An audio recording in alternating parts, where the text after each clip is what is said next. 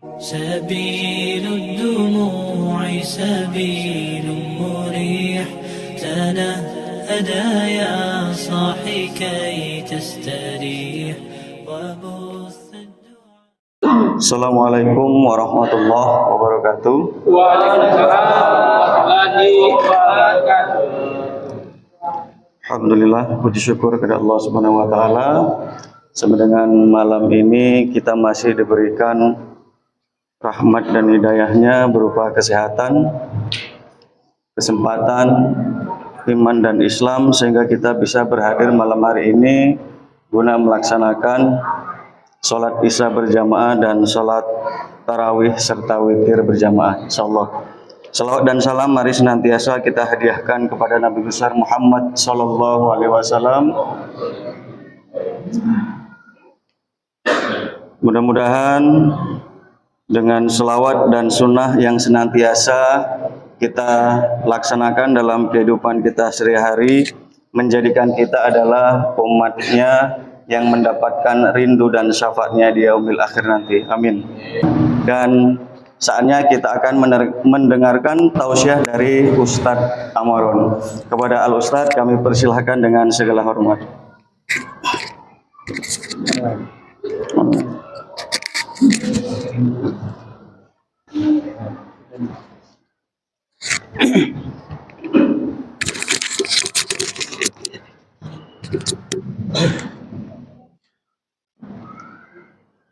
Bismillahirrahmanirrahim.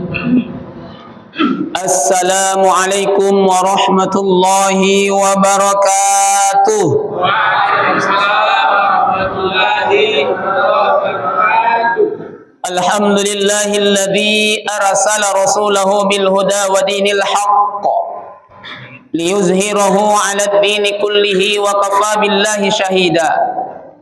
Ashhadu an la ilaha illallah wahdahu la syarika lah wa ashhadu anna Muhammadan 'abduhu wa rasuluh. Allahumma salli wa sallim wa barik ala sayyidina Muhammad wa ala alihi wa ashabihi ajma'in. Amma ba'du, faqala Allah ta'ala fil Qur'anil Karim, a'udzu billahi minasy syaithanir rajim. Ya ayyuhalladzina amanu kutiba alaikumus siyam kama kutiba alal ladzina min qablikum la'allakum tattaqun. Shadaqallahul azim wa sadaqa rasuluhun nabiyul karim wa nahnu ala dzalika minasy syahidin wasyakirin walhamdulillahi rabbil alamin. Hadirin jamaah salat Isya yang dirahmati Allah Subhanahu wa taala.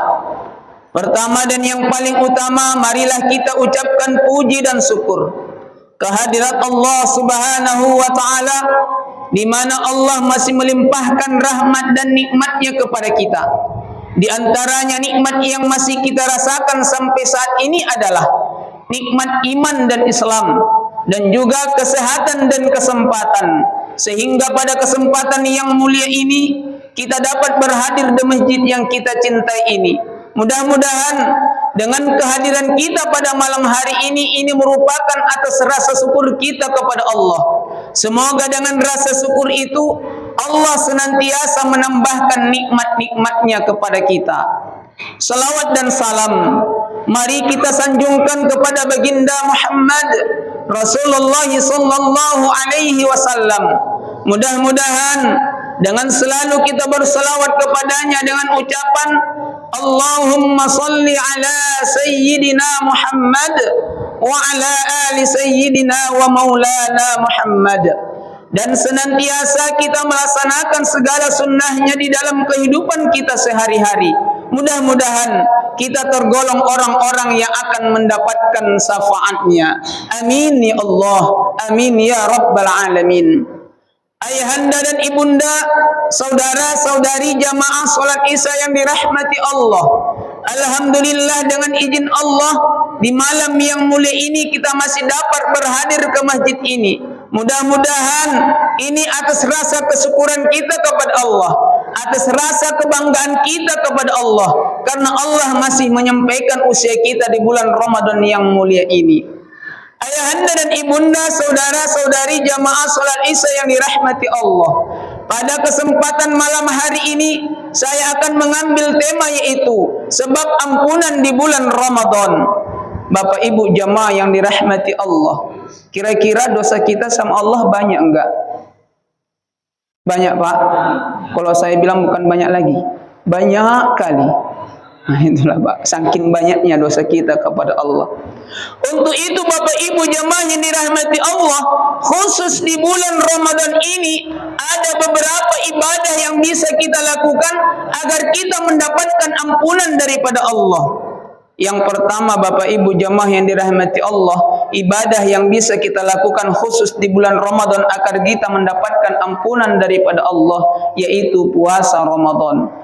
Di samping ini merupakan kewajiban kita kepada Allah sesuai dijelaskan Allah di dalam Al-Quran, ya ayyuhalladzina amanu kutiba alaikumus siyam kama kutiba alal ladzina min qablikum la'allakum tattaqun. Hai orang-orang yang beriman, diwajibkan atas kamu berpuasa sebagaimana telah diwajibkan atas orang-orang sebelum kamu agar kamu bertakwa. Bapak Ibu jamaah yang dirahmati Allah, kalau kita ditanya, kalau seandainya kita ketemu di jalan dengan teman Bapak Ibu jamaah yang dirahmati Allah, dia bertanya kepada kita, Pak, apa? Ku tengok, iya ku tengok Bapak hari ini enggak beriman. Kalau seandainya ada kayu di tangan kita, apa yang kita lakukan? Pukulkan mukanya, ya kan Ustaz? Awak udah berusaha dibilang pula awak tak beriman. Akan tetapi Bapak Ibu jamaah yang dirahmati Allah, introspeksi diri kita, betulkah kita tidak beriman kepada Allah? Memang Bapak Ibu jamaah yang dirahmati Allah, puasa ini diwajibkan bagi orang-orang yang beriman. Di samping ini merupakan kewajiban kita kepada Allah. Rasul menjelaskan, Bismillahirrahmanirrahim, man shama ramadana imanan wa ihtisaba ghufira lahu ma taqaddama min dhanbihi, kata Rasul. Barang siapa yang melaksanakan puasa Ramadan karena iman dan mengharapkan ridha Allah, niscaya Allah ampunkan dosa-dosanya yang telah lalu. Bapak Ibu jamaah yang dirahmati Allah, kadangkala kita ditanya, Bapak puasa? Ya puasalah. Tahan menahan lapar? Ya tahan. Mampu menjaga hal-hal yang menjelekkan orang lain? Itulah kadang Ustaz yang tak bisa. Apalagi gini Pak, nanti menjelang hari raya Idul Fitri, kadangkala tetangga kita punya mobil baru. Karena kenapa? Sudah diprediksi nanti pulang kampung mobil baru, kan gitu.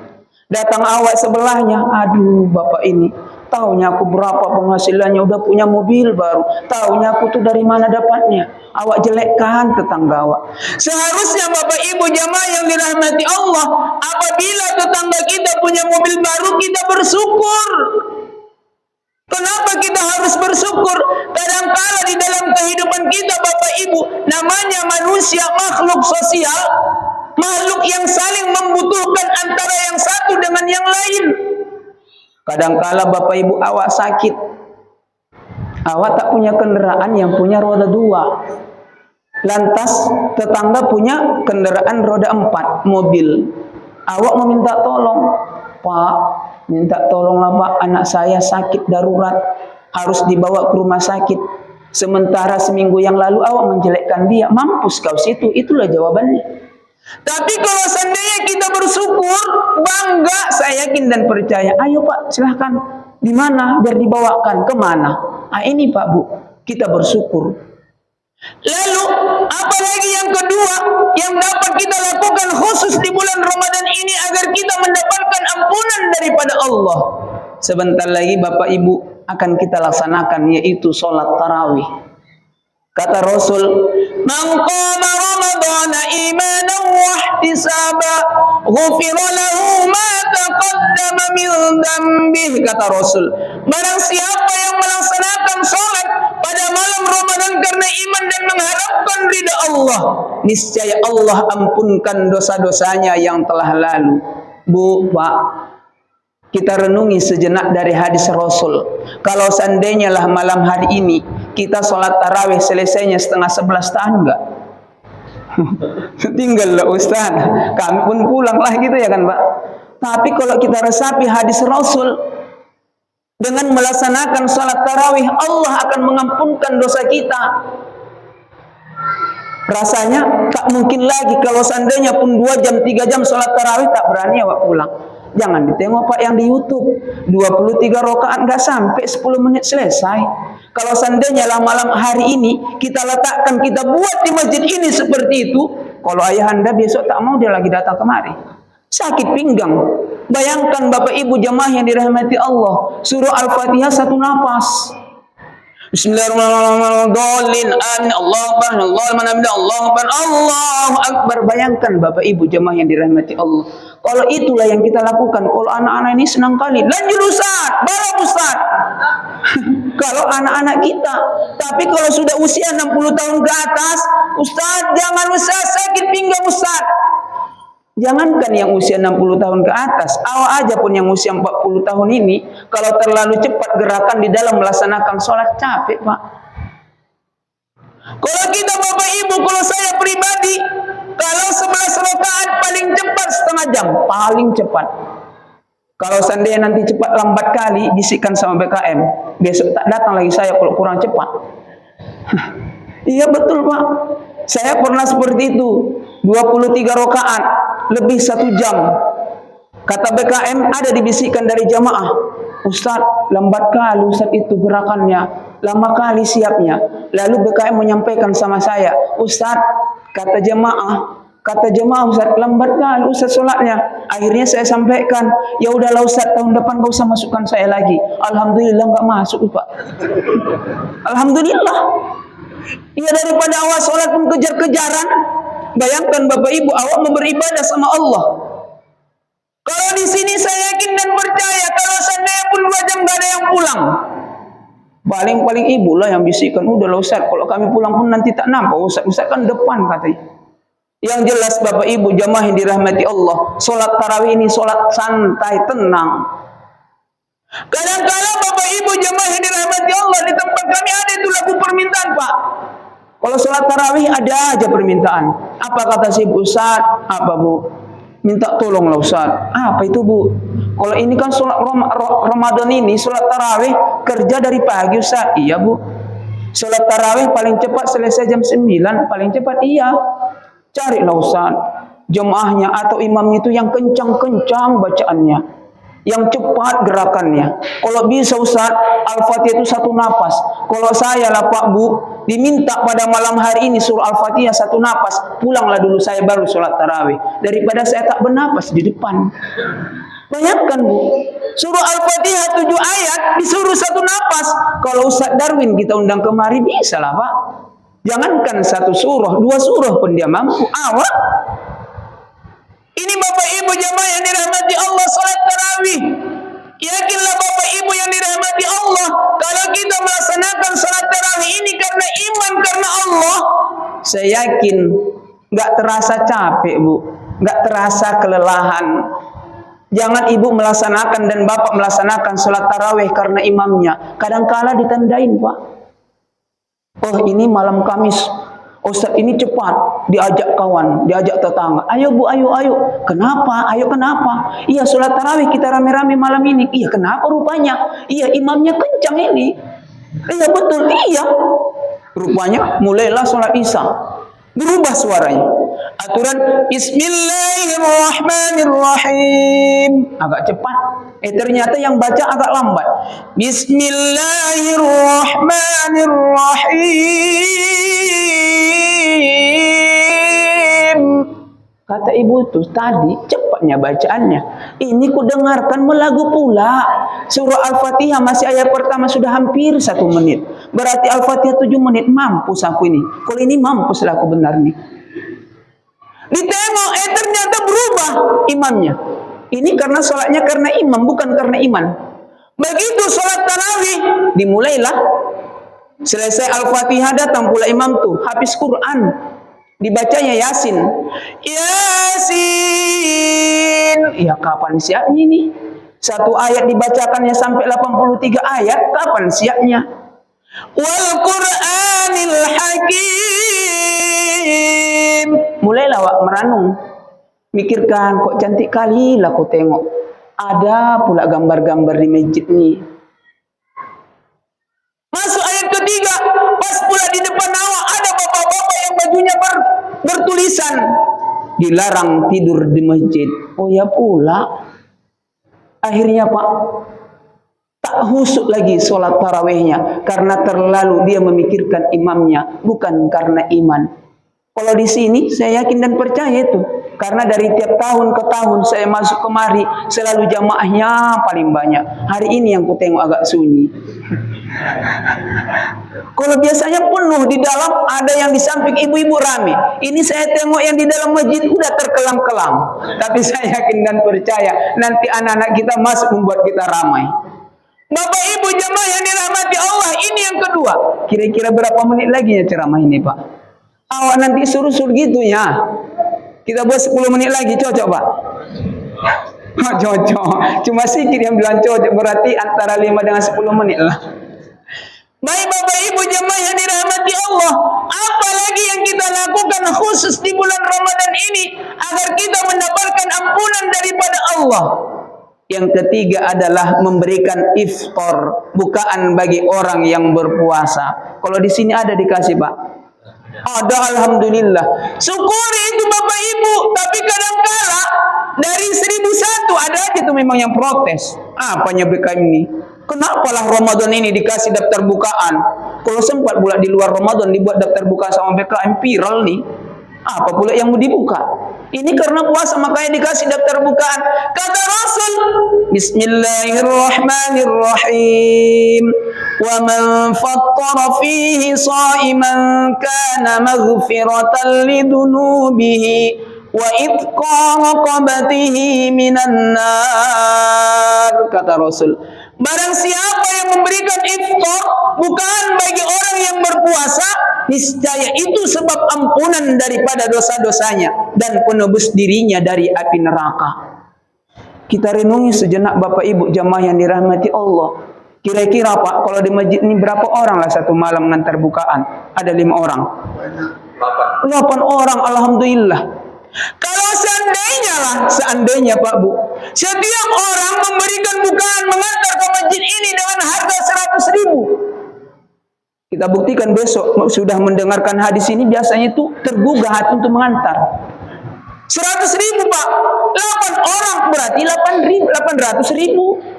Saya yakin ya Pak, kalau Ramadan ini makanan yang populer, bakwan, tawisi, risol, ya kan Pak? Dibalikan dengan harga 800.000. Kira-kira udah berapa banyak itu Pak? 800 biji. Kalau seandainya yang makan 10 orang habis kue tadi, wah, sholatnya pun tak beres itu lagi. Bayangkan Pak, 100 orang makan kue, udah buncit perut kita tuh. Begitu ruku, Allah paksakan. Begitu sujud dibasahkan, takut keluar nanti dari belakang karena memaksa. Bapak Ibu jemaah yang dirahmati Allah, makanan iftar. Tapi ingat Bapak Ibu jemaah yang dirahmati Allah, makanan yang kita antar ke masjid ini, usahakanlah mana makanan yang paling enak. Karena doanya pun enak Pak Bu. Diantar ayam penyet. Ya Allah, panjangkan umur uwak ni, murahkan, limpahkan rezekinya agar besok diantar lagi kemari. Ini doanya. Tapi begitu ada pepatah kayak di kampung kami Bapak Ibu. Sering kan kalau Ramadan ini masak kolak. Kalau sekarang antara garam dengan gula sudah hampir sama Pak, percis, halus. Yang mau dimasukkan gulanya, ternyata termasukkan garam.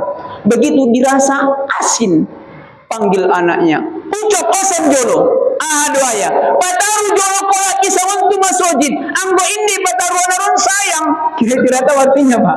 Ada di bawah, oh enggak ada. Artinya seperti ini Bapak Ibu. Nah, antar dulu kolak pisang ini ke masjid. Kalau seandainya enggak kamu antar nanti terbuang, berarti dia mengantar makanan ke masjid nih daripada terbuang. Doanya pun lain itu Bu. Ya Allah, cepatlah ini mati, besok-besok enggak diantar lagi makanan kemari. Ini. Tapi kalau di sini saya yakin dan percaya enggak ada yang seperti itu. Semuanya makanan-makanan yang paling enak. Lalu Bapak Ibu dirahmati Allah. Tadi ayahanda yang protokol menyampaikan bahwasanya kita ada kaplingan harganya Rp300.000 per kapling. Ingat Bapak Ibu jamaah yang dirahmati Allah, di dalam salah satu hadis Rasul menjelaskan, "Idza mata banu adama in qata'a illa min salat, aw shadaqatun jariyah, aw ilmi yuntafa'u bih, aw waladun salihin yad'ulah." Kata Rasul, apabila anak Adam meninggal dunia, maka putus amalnya kecuali 3 perkara. Yang pertama sedekah jariyah, yang kedua ilmu yang bermanfaat, dan yang ketiga doa anak yang soleh yang mendoakan kedua orang tuanya. Ingat Bapak Ibu, sedekah jariyah. Sedekah inilah nanti harta yang sebenar-benarnya akan kita bawa menuju Allah Subhanahu wa taala. Kalau yang sekarang mobil kita tinggal, Pak. Rumah kita yang bertingkat-tingkat, ada pula anak awak 3 yang rumahnya 1, begitu awak mati berantam gara-gara rumah. Bayangkan Bapak Ibu jamaah yang dirahmati Allah, bukan membawakan kita ke surganya Allah, tapi menyeret kita ke dalam api nerakanya Allah Subhanahu wa taala. Karena keturunan kita berantem gara-gara harta yang kita tinggalkan. Bapak Ibu jamaah yang dirahmati Allah, ingat bahwasanya kita berimpak dengan harga 300.000. Kalau diperhitungkan Bapak Ibu jamaah yang dirahmati Allah, kalau kita paling beli baju, apalagi yang perempuan lebih mahal bajunya perempuan, harganya 400 ke atas. Kalau laki-laki ini oke lah, ada yang masih harga 200.000. Udahlah, biarlah Bapak Ibu jamaah yang dirahmati Allah, tahun ini biasanya kalau bajunya dibelikan 3 kali, 3 baju dalam satu hari raya Idul Fitri, karena 3 hari. Udahlah, sisihkan aja 2 aja lah tahun ini, impakkan 1 untuk masjid ini. Yakin dan percaya Bapak Ibu jamaah yang dirahmati Allah, BKM mulai besok udah lunas setelah itu. Kira-kira berapa kepling lagi Pak? Oh, masih banyak. Kalau kita lihat jamaah begitu banyak jamaah di sini, 100 orang berarti selesai 100 kapling. Insya Allah. Karena kita yakin dan percaya Bapak Ibu jamaah yang dirahmati Allah, inilah harta yang akan kita peroleh. Walaupun kita sudah meninggal dunia, selama nanti tanah ini dimanfaatkan untuk beribadah kepada Allah, akan mengalir pahalanya bagi kita. Kita memang diperintahkan Allah untuk mencari rezeki yang sebanyak-banyaknya. Tapi ingat kata Allah, jangan gara-gara harta yang kutitipkan lalai mengingat aku, kata Allah. Dengan rezeki yang Allah berikan kepada kita, dengan rasa syukur kita, impakkan sebagian rezeki yang Allah berikan kepada kita, agar rezeki kita berkah dari Allah. Mungkin ini hanyalah yang dapat saya sampaikan pada malam hari ini. Ada 3 hal yang menjadi sebab ampunan di bulan Ramadan. Yang pertama, puasa Ramadan. Mari kita lakukan puasa Ramadan karena iman. Karena kata Rasul, kam min shaimin laisa lahu min siyamihi illa al-ju'i wal 'atas, kata Rasul. Banyak orang yang berpuasa tidak mendapatkan apa-apa dari puasanya itu kecuali hanya lapar dan haus. Mudah-mudahan kita tidak tergolong yang seperti itu. Yang kedua adalah salat tarawih. Mari kita lakukan karena keimanan. Semoga dengan kita salat tarawih dapat meningkatkan keimanan dan takwa kita kepada Allah. Yang ketiga yang bisa kita lakukan agar kita mendapatkan ampunan daripada Allah, yaitu memberikan iftar, memperbanyak sedekah di bulan Ramadan ini. Mudah-mudahan ini dapat kita lakukan di dalam kehidupan kita sehari-hari, khusus di bulan Ramadan. Semoga dengan berakhir Ramadan nantinya kita mendapatkan ampunan daripada Allah Subhanahu wa taala. Amin ya Allah, amin ya rabbal alamin. Demikian yang dapat saya sampaikan. Mohon maaf atas segala kekurangan dan terima kasih atas segala perhatian. Wabillahi taufiq wal hidayah. Assalamualaikum warahmatullahi wabarakatuh.